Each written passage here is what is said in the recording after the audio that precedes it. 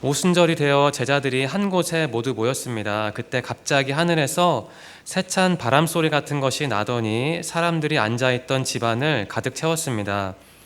그리고 혀처럼 생긴 불꽃이 사람들 눈앞에 나타났습니다. 그 불꽃은 여러 갈래로 갈라져 그곳에 모인 한 사람 한 사람 위에 머물렀습니다. 사람들은 다 성령으로 충만해졌습니다. 그리고는 성령께서 말하게 하시는 대로 자기들의 언어와 다른 외국어로 말하기 시작했습니다. 예루살렘에는 세계 각 나라에서 온 경건한 유대인들이 머물고 있었습니다. 이 말소리가 나자 많은 군중들이 모여들었습니다. 그들은 믿는 사람들이 자기네 나라 말로 말하는 것을 듣고는 모두 놀랐습니다. 군중들은 너무나 놀라 이상히 여기며 말했습니다. 보시오, 말을 하는 이 사람들은 모두 갈릴리 사람들이 아닙니까? 그런데 우리가 이 사람들이 저마다 우리가 사는 지방 말을 하는 것을 듣게 되니 이것이 도대체 어찌된 일입니까? 다음은 13, 14절입니다. 그러나 사람들 중에는 저 사람들이 술을 너무 많이 마셨다 하며 놀려대는 사람도 있었습니다. 베드로가 11명의 사도와 함께 일어서서 군중을 향해 큰 소리로 말했습니다. 유대 사람들 그리고 예루살렘에 사는 모든 주민 여러분, 이 일을 여러분께 설명해 드리겠습니다. 내가 하는 말에 귀를 기울여 주십시오. 아멘. 여러분, 사도행전이 어떤 책인지 잘 아십니까? 사도행전은 교회의 성장 과정을 기록한 책입니다. 오순절 성령 강림으로 인한 교회 탄생 그리고 그 이후 교회 성장 과정을 기록한 책이 바로 사도행전입니다. 사도행전은요, 신약 성경에서 유일한 역사서입니다. 부활하신 예수님이 승천하고 예수님이 약속한 성령이 임하는 것으로 시작을 하죠. 성령이 임한 후에 복음이 예루살렘으로부터 유다와 사마리아를 거쳐 로마 제국으로 어떻게 전파됐는지를 보여주는 책이 바로 사도행전입니다. 예수님의 십자가와 예수님의 부활을 유대인들과 이방인들에게 증거하는 게 바로 사도행전의 목적이죠. 이러한 사도행전에서 핵심은 단연 오순절입니다. 오순절은 유월절 주간 안식일로 50일째 되는 날에 지켜지는 절기죠. 오순절에 다른 이름이 있죠. 구약에서 칠칠절, 맥추절, 초실절입니다. 오순절은 신명기에 기록된 3대 절기 중 하나입니다. 구약에서는 오순절은 추수한 곡식에 대한 감사를 표현하는 절기인데요. 그런데 신약적 의미는 조금 다릅니다. 신약에서는 쉽게 말해 오순절은 성령이 임한 날 그리고 교회의 탄생으로 이해됩니다. 예수님은 유월절 기간에 십자가에서 돌아가셨습니다. 그리고 부활하신 후 40일이 지나서 승천하셨습니다. 성령은 예수님의 부활을 50일째, 그러니까 예수님이 승천하신 후 10일째 되는 날에 강림했습니다. 전 세계에 흩어져 살던 유대인들은 오순절을 지키려고 예루살렘으로 와 있는 상태였습니다. 베드로는요, 그러한 국제적인 청중들을 대상으로 설교를 했습니다. 베드로가 설교한 결과 신자들도 참 많이 생겨났죠. 오늘 설교의 본문이 바로 베드로의 설교 내용입니다. 2장 1절에서 13절은 성령이 임하는 장면을 기록하고 있습니다. 예수님의 제자들은 예수님의 명령을 따랐습니다. 1장 4절과 5절인데요. 제가 읽겠습니다. 예루살렘을 떠나지 말고 내 아버지께서 약속하신 선물을 기다려라. 이 약속의 내용은 내가 전에 말했고 너희도 들은 것이다. 약속의 내용은 이것이다. 요한은 물로 세례를 주었지만 너희는 얼마 안 있어 성령으로 세례를 받을 것이다. 예수님은 제자들에게 이렇게 말씀하셨습니다. 그래서 제자들은 자기들만의 장소에 모였습니다. 당시의 교회였겠죠. 왜 모였나요? 기도하려고 모였습니다. 성령 세례를 기다리고 기대하며 기도했습니다. 아마 딱 한 번 모인 건 아닐 겁니다. 자주 모여서 교제하며 기도했을 겁니다. 그러다가 어느 날이었습니다. 기도하는데 생전 처음 접하는 신기한 일이 일어났습니다. 갑자기 하늘에서 세찬 바람소리 같은 것이 났습니다. 그 바람소리 같은 것이 그들이 있던 집안을 가득 채웠습니다. 그리고 혀처럼 생긴 불꽃이 사람들 눈앞에 나타났습니다. 그 불꽃은 여러 갈래로 갈라졌습니다. 그리고 그 장소에 있던 사람들 한 사람 한 사람 위에 머물렀습니다. 무슨 일인가요? 제자들이 성령을 받은 겁니다. 드디어. 그들은 성령이 말하게 하는 대로 자기들의 언어로 말하기 시작했습니다. 그뿐만 아닙니다. 그들은 외국어로도 말하기 시작했습니다. 그런데요, 여기서 기억할 사항이 있습니다. 성령은 오순절에 처음으로 나타난 건 물론 아닙니다. 오해하면 안 됩니다. 성령은 처음부터 하나님과 함께 계셨죠. 구약에서 성령은 몇 가지 이름으로 불리는데요, 그 중에 하나가 바로 주의 영입니다. 시편 139편 7절입니다. 내가 주의 영을 떠나 어디로 갈 수 있겠습니까? 내가 주가 계신 곳을 떠나 어디로 도망갈 수 있겠습니까? 다윗의 시입니다. 물론 신약에서도 성령은 역사했습니다. 사도행전 그 역사 전에요. 예수님이 사역할 때 그 성령님도 역사하셨죠. 가령 누가복음 4장 1절입니다. 예수님께서 성령이 충만하여 요단강에서 돌아오셨습니다. 그리고 성령에 이끌려 광야로 가셨습니다. 라는 기록이 있습니다. 이 성경을 연구하는 어떤 사람은 말합니다. 그러니까 오순절 전에는요, 성령의 역사는 좀 불완전했다고 합니다. 범위에서는 제한적이었다고 합니다. 하지만 오순절 이후부터는 다릅니다. 오순절부터 성령은 보편적으로 활동했다고 말을 합니다. 물론 앞에 나서서 일한 사람들은 예수님의 제자들이었지만 그들의 사역을 실질적으로 주도하고 인도한 분은 바로 성령이었다는 얘기입니다. 바로 이러한 오순절에 베드로는 설교하면서 요엘서 2장 28절을 인용했습니다. 성령 강림은 사실 요엘서가 예언한 사건이죠. 이런 기록이 있습니다. 그런 뒤에 내가 내 영을 모든 사람에게 부어주겠다. 너희의 아들, 딸은 예언할 것이고 너희의 노인은 꿈을 꿀 것이며 너희의 젊은이는 환상을 볼 것이다. 라는 기록이 바로 요엘서의 예언 내용입니다. 여러분, 이 요엘서의 예언이 뭘 의미하나요? 뭘 의미합니까? 성령 강림은요, 새로운 시대를 뜻합니다. 성령은 쉽게 말하면 구원입니다. 구원을 보증합니다. 물론 그러한 성령 강림은 하나님 나라와 밀접하고 우리는 성령을 항상 하나님 나라와 연관지어서 이해해야 합니다. 단순히 내 개인적인 사건으로 이해하면 안 되고요. 예수님을 통해 시작된 하나님 나라가 성령 강림을 통해 보편화된 겁니다. 예수님이 하나님 나라를 열었다면 성령 강림은 그 나라를 보편화시킨 겁니다. 예수님에 의해서 성취된 구원이 모든 사람에게 보편적으로 적용된 겁니다. 그래서 하나님 나라가 보편화되었다는 얘기입니다. 예수님의 탄생은 하나님 나라의 시작이었죠. 성령 강림은 교회의 공식적인 시작을 의미합니다. 성령은 믿는 사람들에게 임했습니다. 충만하게 임했습니다. 그 결과 중 하나가 바로 방언 역사입니다. 전 세계에서 예루살렘에 온 당시 수많은 유대인이 오순절에 그 기적을 본 겁니다. 예수님의 제자들이요, 여러 나라 언어로 하나님의 위대한 일을 말하는 것을 바로 그 유대인들이 듣게 된 겁니다. 그것은 물론 기적이었습니다. 사도행전 2장 5절입니다. 예루살렘에는 세계 각 나라에서 온 경건한 유대인들이 머물고 있었습니다. 라는 기록이 있습니다. 여기서 유대인들은 본토 유대인들이 아니고 여러 나라에서 예루살렘으로 온 유대인들이었습니다. 방문자나 일시적 체류자 신분으로 예루살렘에 일시적으로 기거하고 있던 사람들이었습니다. 유대 남자들은 세계 어디에 살던 간에 1년에 3번 모였다고 합니다. 이제서 예루살렘으로. 그러니까 유월절, 오순절, 그 초막절을 지키기 위해 예루살렘을 방문해야 했습니다. 여자들은 예외였습니다.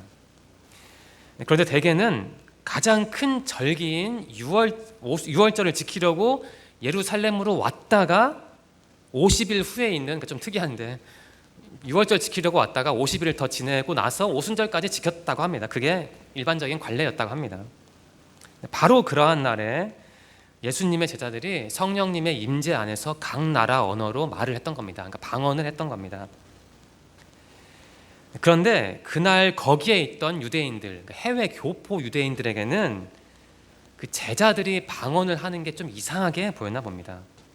그래서 누군가는 그 방언으로 말하는 제자들을 보면서 술 취했다고, 술주정 부린다고 말을 했습니다. 놀렸습니다.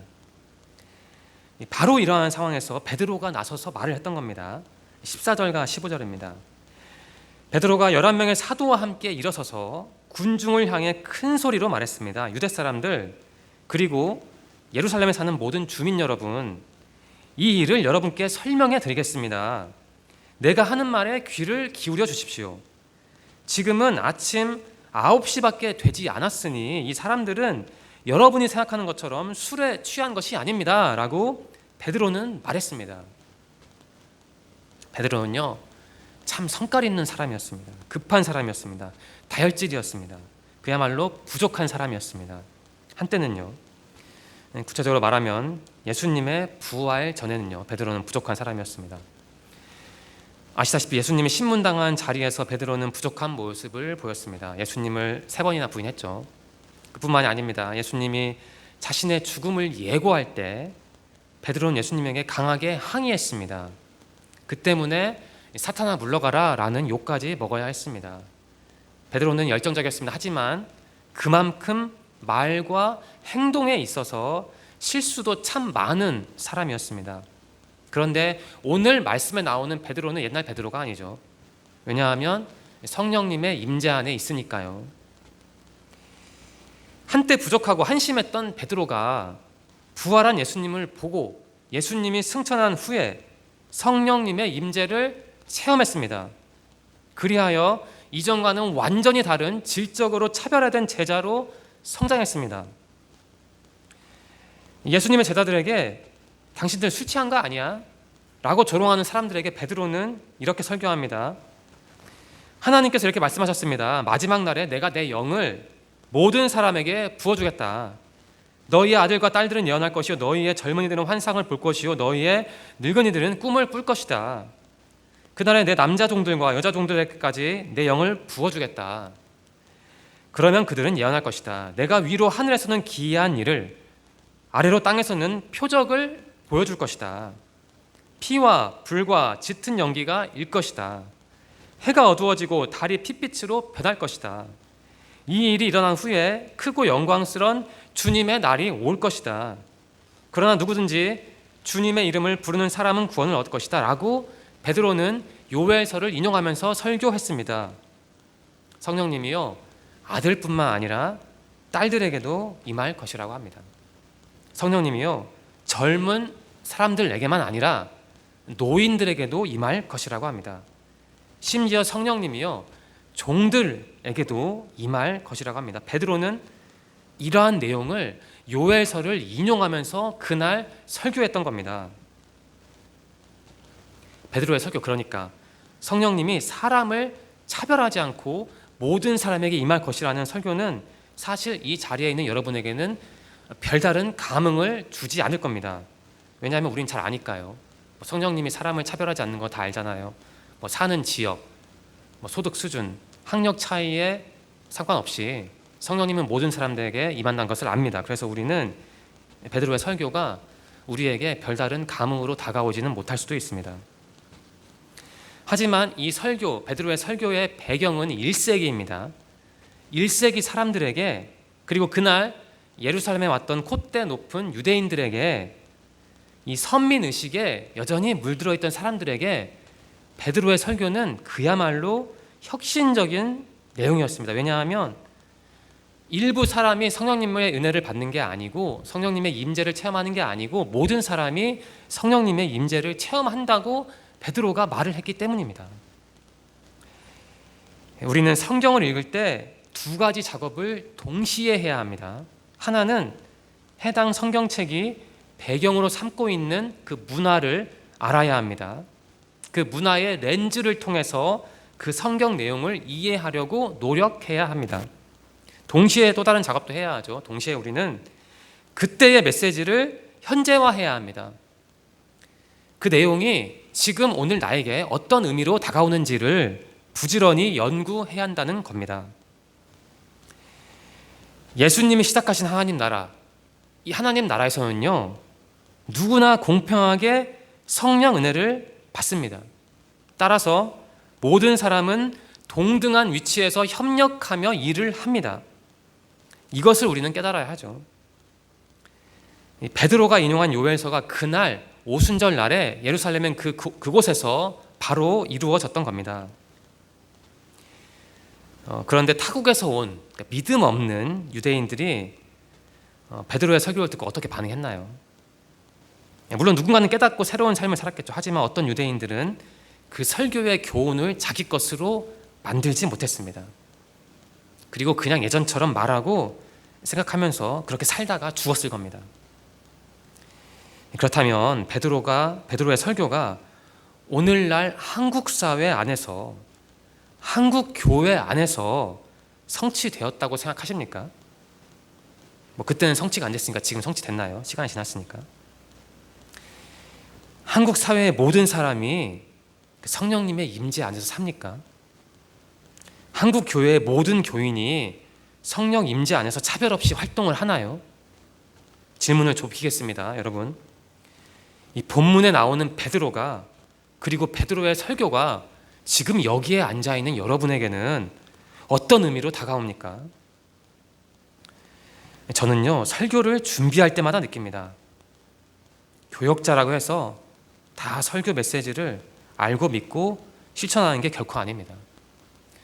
평신도라고 해서 다 설교의 메시지를, 성경의 메시지를 알고 믿고 실천하는 것도 물론 아닙니다. 또 저는 느낍니다. 아마 극소수만이, 교역자, 평신도 다 포괄했어요. 극소수만이 성경의 의미를 기뻐하며 소중하게 여길 겁니다. 두 부류가 있는 거죠. 항상 가슴 아프게 느끼지만 신앙의 세계 안에는 딱 두 부류만 있습니다. 믿던가 믿지 않던가, 알던가 모르던가, 따라가던가 반대하던가. 물론 중간은 없죠. 중간은 안 믿는 쪽이죠. 그렇다면 저와 여러분은 어느 쪽입니까? 우리는 맹물처럼 평범한 부류인가요? 아니면 포도주처럼 특별한 부류입니까? 누구나 특별한 사람이 되고 싶어 합니다. 물론 그 내용은 다릅니다. 누구는 경제적으로 특별한 계층에 속하고 싶어 합니다. 또 누구는 학력 측면에서 아주 특별한 삶을 살고 싶어 합니다. 또 누군가는 자기만의 차원에서 그렇게 살고 싶어 하죠. 저는요, 우리 믿는 사람들은 신앙적으로 특별해야 한다고 생각합니다. 쉽게 풀어서 말하겠습니다. 우리는 하나님과의 관계에서 특별해야 합니다. 여러분과 제가, 오늘 이 자리에 있는 여러분과 제가 하나님과 맺고 있는 관계는 어떻습니까? 그 관계의 구조와 모양과 색깔과 냄새는 어떻습니까? 본문 말씀에 나오는 베드로가 바로 우리의 기준이 되어야 합니다. 하나님과 우리가 맺은 관계를 조율하고 교정하며 숙성시키는 기준이 되어야 한다는 겁니다. 베드로는요, 한때 어리석은 사람이었습니다. 예수님에게 멋모르고 무식하게 대들다가 사탄이라는 꾸중까지 들었던 자가 바로 베드로입니다. 어찌어찌 용기를 쥐어짜내어 예수님이 신문당한 자리까지는 갔는데 그만 겁에 질려서 주님을 3번이나 부인한 사람이 베드로입니다. 예수님이 돌아가신 후에 체념한 채 아마 너덜너덜해진 마음으로 다시 고깃배를 몰았던 사람이 바로 베드로입니다. 예수님은 부활하신 후 베드로의 이름을 특별하게 언급했습니다. 당신이 살아난 소식을 그냥 제자들에게 전달해 달라라고 말하면 되는데 그렇게 말씀하시지 않고 제자들과 베드로에게 전달해 달라고 요청했습니다. 예수님이요, 부활하신 후에. 주저앉은 베드로에게 예수님은 다시 손을 내미신 겁니다. 여러분, 오늘 설교에 나오는 베드로가 바로 우리입니다. 주님이요, 지금 오늘 우리에게 손을 내미시는 겁니다. 주님은 성령을 통해서 우리에게 손을 내미시는 겁니다. 베드로가 설교한 모습을 저는 상상했습니다. 그리고 깨달았습니다. 나도 베드로처럼 내 인생을, 내 마음을, 내 계획을, 내 걱정을 주님께 철저히 맡겨야 한다고 저는 깨달았습니다. 그래야만 주님과 내가 맺은 관계가 피상적이지 않고 특별하게 될 것이라는 것을 저는 깨달았습니다. 가만히 앉아있는다고 해서 신앙생활이 무슨 감익듯이 성숙해지지는 않습니다. 분명히 내가 실천해야 하는 일이 있습니다. 본문 말씀에 나오는 베드로를 그 기준으로 삼겠습니다. 그러면 우리가 실천해야 할 것은 무엇입니까? 그것은 우리 자신을 하나님께 맡기는 겁니다. 그렇게 맡길 때 성령님이 역사하는 겁니다. 그리고 성령님이 그렇게 역사할 때 우리도 베드로처럼 많은 사람에게 선한 영향력을 끼칠 수 있는 겁니다. 본문 말씀을 살펴보았는데요, 3가지 질문을 드리겠습니다. 첫 번째입니다. 여러분과 저는, 오늘 이 자리에 있는 여러분과 저는 예수님의 말씀을 따르고 있습니까? 이 베드로를 위시한 예수님의 제자들은 예루살렘을 떠나지 않았습니다. 예수님이 승천하신 다음에요. 떠나는 게 안전했을 수도 있습니다. 예루살렘에 남는다는 건 신변의 위협을 받을 수도 있는 것을 의미했습니다. 그럼에도 제자들은 남았습니다. 왜 남았습니까? 예수님이 남으라고 말씀하셨거든요. 1장 4, 5절입니다. 예루살렘을 떠나지 말고 내 아버지께서 약속하신 선물을 기다려라. 이 약속의 내용은 내가 전에 말했고 너희도 들은 것이다. 약속의 내용은 이것이다. 요한은 물로 세례를 주었지만 너희는 얼마 안 있어 성령으로 세례를 받을 것이다 라고 예수님은 당부하셨습니다. 제자들은 이처럼 예수님의 말씀을 들었기에 성령 임재를 체험했습니다. 그들의 삶이, 그들의 신앙이 완전히 새롭게 바뀐 것이죠. 그렇다면 여러분과 저는 어떻습니까? 우리가 떠나지 말아야 할, 남아 있어야 할 우리만의 예루살렘은 무엇입니까? 두 번째 질문을 드리겠습니다. 여러분과 저는 성령님의 임재 안에서 우리의 인간적인 한계를 넘어서고 있습니까? 제자들은요, 그날 오순절날 성령님의 임재 안에서 방언을 했습니다. 그러니까 타국어로 기도를 했던 겁니다. 그 언어는 그들이 원래 모르는 언어였습니다. 제자들이 얼마나 교육을 받았겠어요. 여기서 언어를 그 제자들의 인간적인 한계로 한번 생각해 보겠습니다. 그렇다면 제자들은 성령을 체험함으로써 자신들의 인간적인 한계를 넘어선 겁니다. 여러분과 저에게도 인간적인 한계가 있잖아요. 우리가 우리 힘으로 어찌하기 어려운, 넘어설 수 없는 울타리가 분명히 있습니다. 그렇다면 여러분, 우리가 성령을 체험함으로써 넘어설 수 있는 그 울타리는 뭡니까? 세 번째 질문을 드리겠습니다. 여러분과 저는 다른 사람들에게 선한 영향력을 끼치는 그리스도인들인가요? 베드로는 성령 임재를 체험함으로써 새로운 그리스도인이 되었습니다. 그 결과 베드로는 설교를 통해 여러 사람을 변화의 길로 인도했습니다. 베드로가 잘 보여주고 있죠. 하나님과 특별한 관계를 맺은 사람은 타인에게 긍정적인 영향을 줍니다. 여러분과 저는 하나님과의 관계에서 특별합니까? 여러분과 저는 하나님과의 그 특별한 관계를 바탕으로 다른 사람들에게 선한 영향력을 끼치나요? 설교를 마무리하겠습니다. 오늘 우리는 오순절 그날 그곳에서 성령 임재를 통해 여러 사람을 순식간에 변화시킨 베드로를 만났습니다. 이 베드로의 신앙 여정에서 그날 그곳은 마디에 해당하는 사건이었습니다. 우리 모두에게도 그러한 마디에 해당하는 사건이 있어야 합니다. 성령 임재, 그 안에서 나를 넘어서고 타인에게 새로운 신앙적 지평을 보여주는 우리가 되기를 저는 원합니다. 이제 한 줄 나눔을 하겠습니다. 제가 설교를 마무리한 다음에 제 설교 내용을 한 줄로 요약을 한 겁니다. 바로 이겁니다. 우리 모두 성령의 임재 안에서. 기도드리겠습니다. 하나님 감사합니다. 예배드리는 생활을 오늘도 이어가게 하시니 감사합니다. 또한 나 혼자가 아닌 우리 소망 공동체로서 예배드리게 하시니 또한 감사합니다. 하나님, 우리가 특별한 신앙인으로 살기를 소망합니다. 베드로가 그랬듯이 우리 모두가 성령 임재 안에서 나를 넘어서고 다른 사람들에게 선한 영향력을 끼치는 신앙인으로 살기를 소망합니다. 지난주도 지켜주신 주님, 새로운 일주일이 우리를 기다립니다. 이번 주도 주님과 동행하며 풍족한 시간을 보낼 수 있도록 도와주세요. 예수님의 이름으로 감사하며 기도드립니다. 아멘.